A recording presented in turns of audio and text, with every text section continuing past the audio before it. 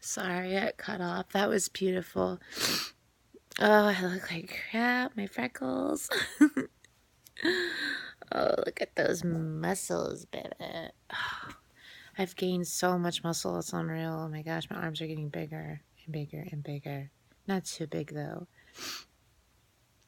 What I was saying is that I've always said this, and this is such a true fact that comes from my mind. True. If I could sacrifice myself or live in pain for the rest of my life to know that the world would be a better place, I'd do it in a heartbeat. I look around in the world and I see people that have no legs, that have one leg or have no arms. I went to Walgreens today to pick up my prescription and it wasn't ready. I'm really emotional tonight. I'm sorry. And so I drove around. There's like a bank behind the dollar store where Walgreens is located at in Columbia City. And I see this family. And this little girl was swimming in a pool. And you could just tell they were trying to be a family. And they had this junky grill. And so I'll tell a deed I done. I stopped. And this little girl was like, yeah, I'm trying to swim, but the water's so cold and I need a floaty. And she wanted like a little floaty or whatever. And her mom was really nice. And these are like old apartments, like for really, really poor people. Just real poor people. So I went back to Walgreens after I got my prescription and I bought her a little floaty. She was probably 4 maybe. I don't know if she was in preschool, if she was supposed to be in school. And then the lady was talking about how she gets her food stamps or her food stamp card or her Hoosier card or something like that, like next coming week or maybe in 4 days or something like that. And they're going to be the day that they're going to grill because, they're just less fortunate individuals. So I gave her $100 so she could go get some groceries for her baby. And there's these little things at Walgreens that you can donate. And they're like little...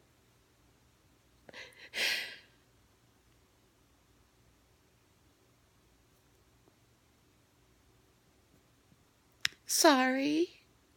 They're like little Rudolph or whatever things that you stick on your nose. And you donate $1 to help a starving child.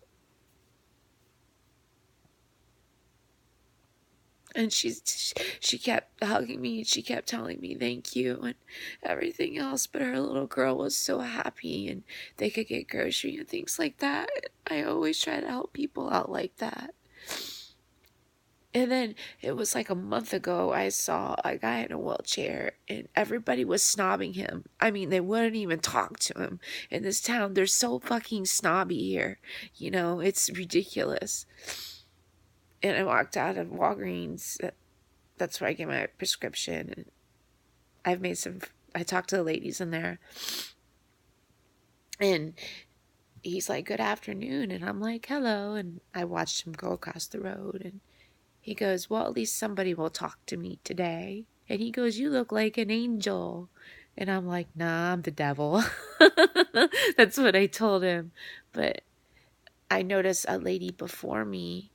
Actually, she was in front of me. And she came out of the door.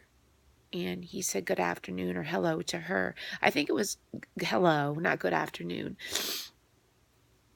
And she just stuck her fucking nose up in the air, and I'm just like, whatever. And so the guy was in a wheelchair, like a wheelchair. It was like one of those wheelchair scooter things, and just doing his daily routines and going across the road, and he had cars honking at him, and uh, it. I just see so much in this world. I just wish I was rich, because if I was rich, I know that sometimes I can be so superficial, and I love clothes and I love shoes and I love purses and I love makeup. Well, actually, I haven't been wearing much makeup. And and I love to go get my $130 nails and my toenails done and all of that stuff, and I know that, and I know that, but man, it's just looking at a single mother with that little girl. And the thing of it is, they had it blocked off, and they had trucks coming through there and all of that, because they were in the back. And for her curtain, it was like a blanket hung up, and all this. I told her that. Oh, and then I gave them some coupons too, so they can order some pizza from Papa John's. It was like a $5.99 pizza. $5.99 or $6.99 pizza for one, so they can both share it together. And she cried, and I just told her not to cry, because she was about to make me cry. I know God never tells you to tell your deeds, but